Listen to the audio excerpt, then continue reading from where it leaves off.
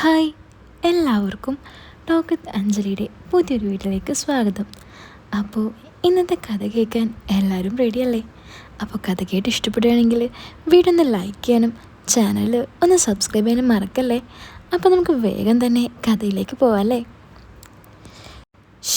മടുത്തു ഈ ഹോസ്റ്റൽ ജീവിതം. എത്ര ദിവസമായി നല്ലൊരു ഭക്ഷണം കഴിച്ചിട്ട്. ഓരോന്ന് ആലോചിച്ചിരുന്ന് മൊബൈലെടുത്ത് ഇൻസ്റ്റഗ്രാം സ്ക്രോൾ ചെയ്തുകൊണ്ടിരിക്കുമ്പോഴാണ് ഇന്ന് മദേഴ്സ് ഡേ ആണെന്ന് എനിക്ക് മനസ്സിലായത്. ഓരോരുത്തരും അമ്മമാർക്കൊപ്പം എടുത്ത ഫോട്ടോസ് ഇട്ട് അമ്മയെക്കുറിച്ച് കവിതകളൊക്കെ ഇട്ട് മദേഴ്സ് ഡേ വിഷ് ചെയ്ത പോസ്റ്റെല്ലാം കണ്ടു. അതിനിടയ്ക്ക് എൻ്റെ അനിയൻ്റെ പോസ്റ്റും കാണാനിടയായി. രാവിലെ അമ്പലത്തിൽ വെച്ച് ഞങ്ങളുടെ അമ്മയും ഒത്തെടുത്ത ഒരു സെൽഫിയും happy mother's day my dear sweet mom എന്ന ക്യാപ്ഷനും. ഞാനതിന് ലൈക്ക് കൊടുത്ത് കമൻറ്റ് ചെയ്യാൻ കമൻറ്റ് ബോക്സ് ഓപ്പൺ ആക്കിയപ്പോൾ അവിടെ അവൻ്റെ കൂട്ടുകാരുടെ കമൻറ്റ്സൊക്കെ ഞാൻ കണ്ടു. നിൻ്റെ അമ്മ സുന്ദരിയ, ബ്യൂട്ടിഫുൾ മാം, ആൻറ്റി ബ്യൂട്ടിഫുൾ, അമ്മ കലക്കി, ക്യൂട്ട് മാം, ക്യൂട്ട് സൺ എന്നൊക്കെയുള്ള കമൻറ്റ്സ്. ഞാനും ഒരു ലവ് ഇമോജി കമൻറ്റ് ചെയ്തു. അവൻ്റെ ഭാഗ്യം, അമ്മ ഉണ്ടാക്കുന്ന ഫുഡൊക്കെ കഴിക്കാമല്ലോ. ഞാൻ ഓർത്തു. ഞാൻ അമൽ, ഇപ്പോൾ കോയമ്പത്തൂർ കോളേജിൽ എഞ്ചിനീയറിംഗ് അവസാന വർഷം സ്റ്റുഡൻ്റാണ്. അച്ഛൻ ദുബായിൽ വർക്ക് ചെയ്യുന്നു. വീട്ടിലിപ്പോൾ അമ്മയും അനുജനും മാത്രമേ ഉള്ളൂ. അനിയൻ രാഹുൽ, അവനിപ്പോൾ അടുത്തുള്ള കോളേജിൽ ഡിഗ്രി 1ാം വർഷം പഠിക്കുന്നു. ഞാനിവിടെ ഹോസ്റ്റലിൽ നിന്നാണ് പഠിക്കുന്നത്. അമ്മയുടെ പേര് സുജിത, ഹൗസ് വൈഫാണ്. വയസ്സ് 42. ഇന്നത്തെ ഒരു എക്സാമും കൂടി കഴിഞ്ഞാൽ പിന്നെ സെം ബ്രേക്കാണ്. നാട്ടിൽ പോയി കുറച്ച് ദിവസം അടിച്ചു പൊളിക്കാം. പരീക്ഷ കഴിഞ്ഞ് ഹോസ്റ്റലിൽ വന്ന് ബാഗെല്ലാം പാക്ക് ചെയ്ത് വേഗം ലാസ്റ്റ് ട്രെയിനിൽ കയറി നാട്ടിലേക്ക് വിട്ടു. രാത്രി ഒരു 11 മണിക്ക് ഞാൻ വീട്ടിലെത്തി. പതിയെ ഗേറ്റ് തുറന്ന് ഞാൻ കോളിംഗ് ബെല്ലിൽ അമർത്തി.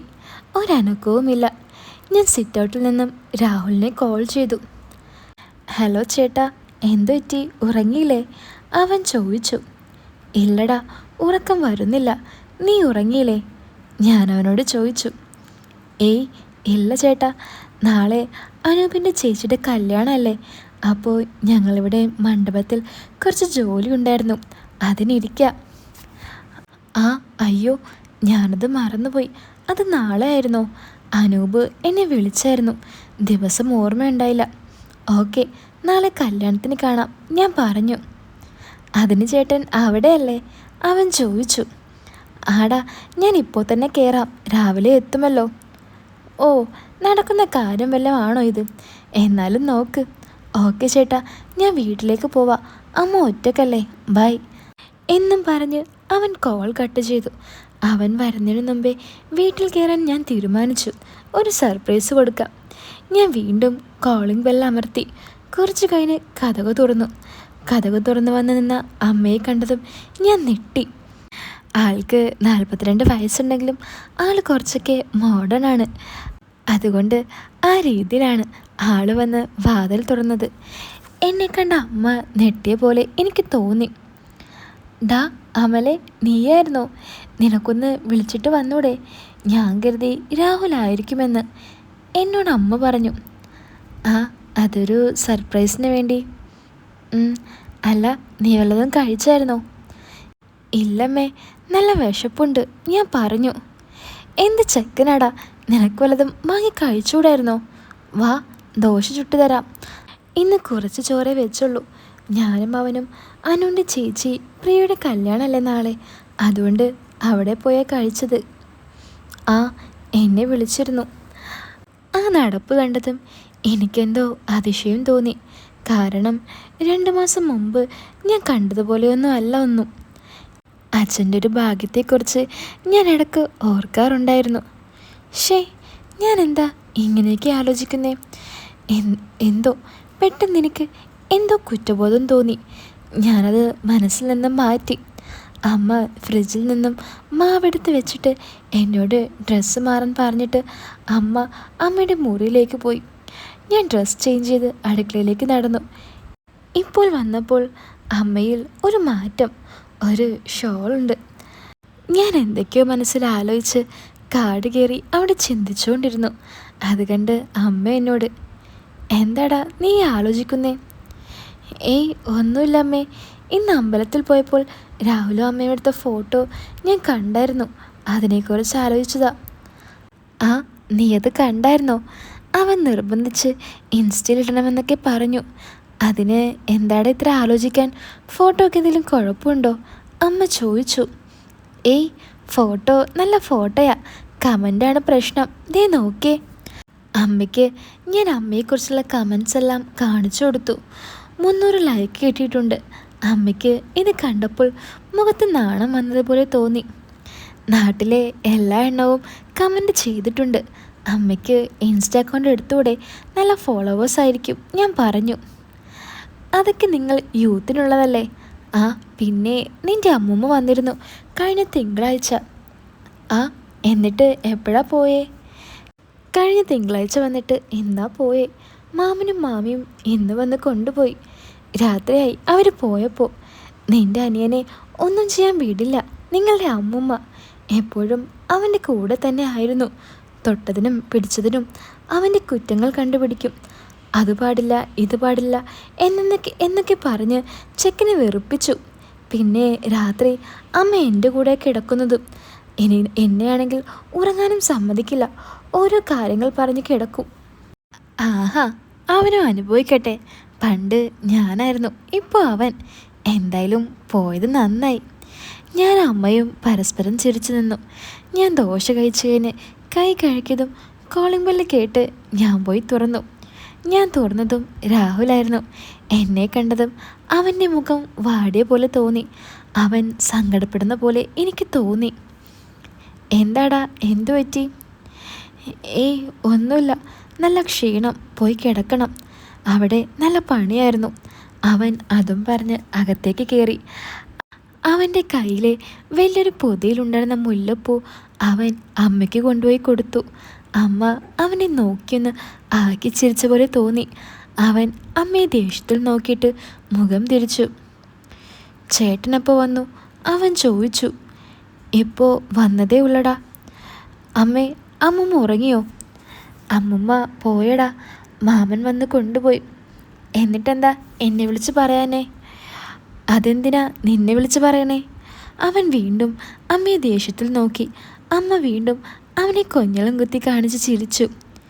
ചേട്ടാ, ഞാൻ ഉറങ്ങാൻ പോവാ, ഗുഡ് നൈറ്റ് എന്നും പറഞ്ഞ് അവനവൻ്റെ മുറിയിൽ പോയി കഥ ഉറക്കെ അടിച്ചു. സൗണ്ട് കേട്ട് അപ്പോൾ അമ്മക്ക് വീണ്ടും ചിരി വന്നതുപോലെ എനിക്ക് തോന്നി. എന്തു പറ്റി അമ്മ അവന്? ഞാൻ ചോദിച്ചു. ഏയ് അവൻ ചുമ്മാ. നീ പോയി ഉറങ്ങിക്കോ, ഞാനും ഉറങ്ങാൻ പോവാ. നാളെ കല്യാണത്തിന് ഒരുമിച്ച് പോകാം, അമ്മ പറഞ്ഞു. ആ ശരി അമ്മ, ഗുഡ് നൈറ്റ്. ഗുഡ് നൈറ്റ് മോനു.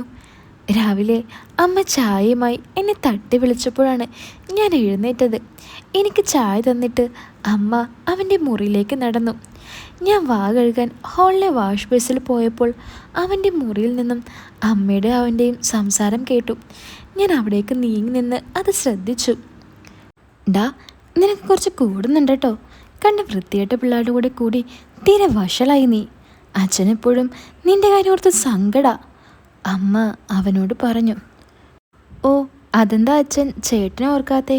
അവൻ ചോദിച്ചു. ഡാ, അവൻ നിന്നെപ്പോലെയല്ല, എൻ്റെ മോൻ നല്ല കുട്ടിയാ. അപ്പോൾ ഞാൻ ആരാ നിങ്ങളുടെ? അവൻ ചോദിച്ചു. നിനക്ക് ഞാൻ ആരാണെന്ന് അറിയാമോ?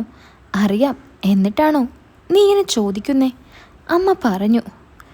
ഓ, അതിപ്പോൾ എൻ്റെ മാത്രം കുഴപ്പമായോ? അമ്മ ഒരു നല്ലവള്. ഡാ, നീ അടി വാങ്ങും. ദാ, അവൻ എഴുന്നേറ്റു.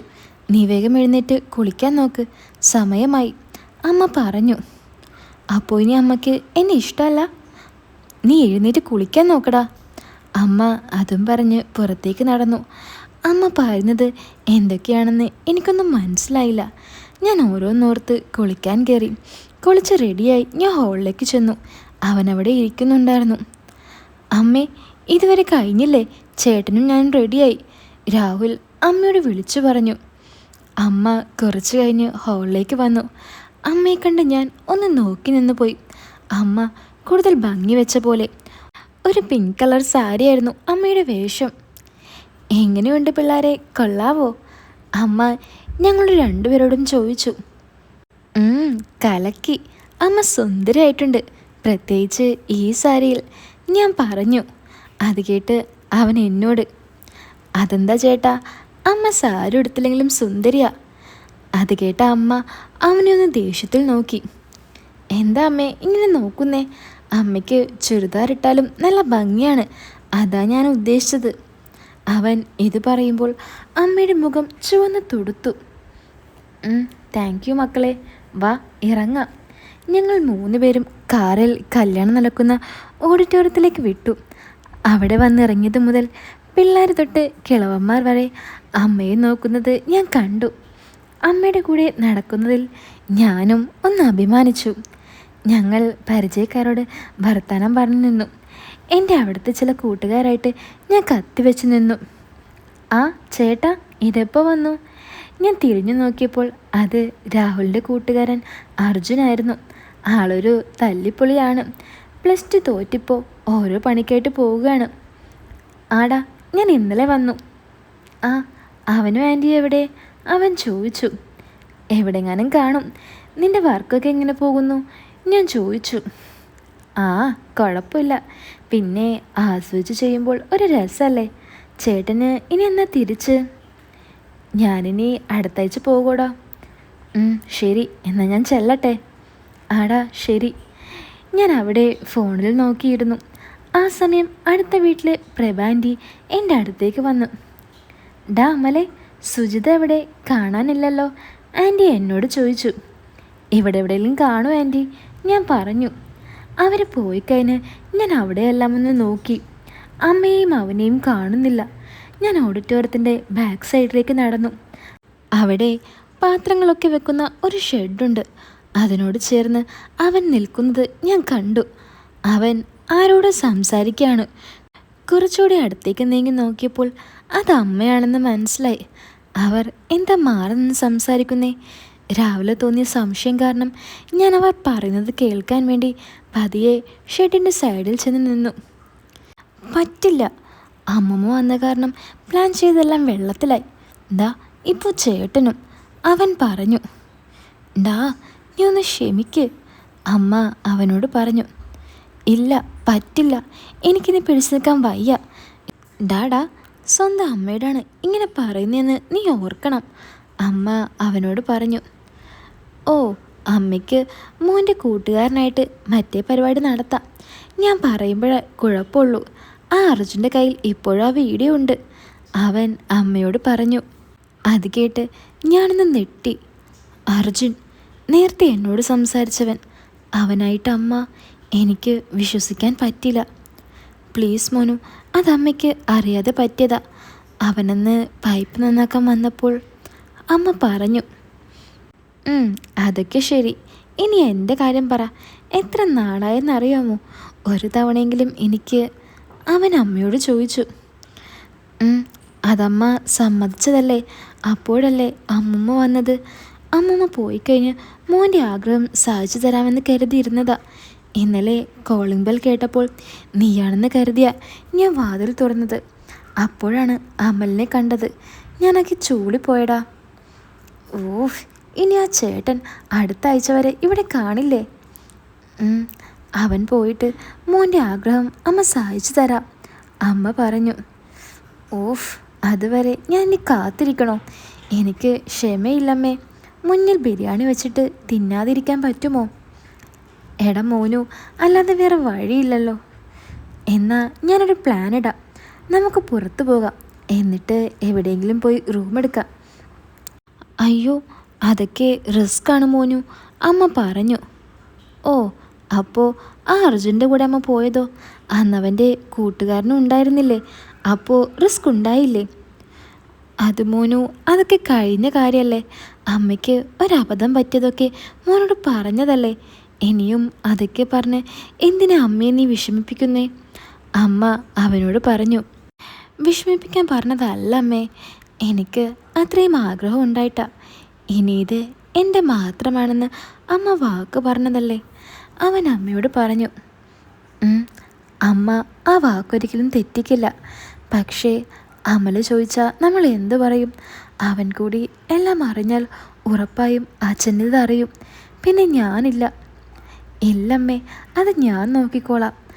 അതും പറഞ്ഞ് അവൻ അമ്മയുടെ അടുത്തേക്ക് എന്തിനോ നീങ്ങി. പെട്ടെന്ന് അത് അമ്മയ്ക്ക് മനസ്സിലായതുകൊണ്ട് തന്നെ അമ്മ അവനോട് പറഞ്ഞു, ഡാ, കല്യാണം നടക്കുന്ന സ്ഥലം ആരെങ്കിലും കാണും, മാറ്. അവിടെ നമ്മളെ കാണാതെ ആരെങ്കിലും അന്വേഷിക്കുന്നുണ്ടാവും. എന്നാ വാ.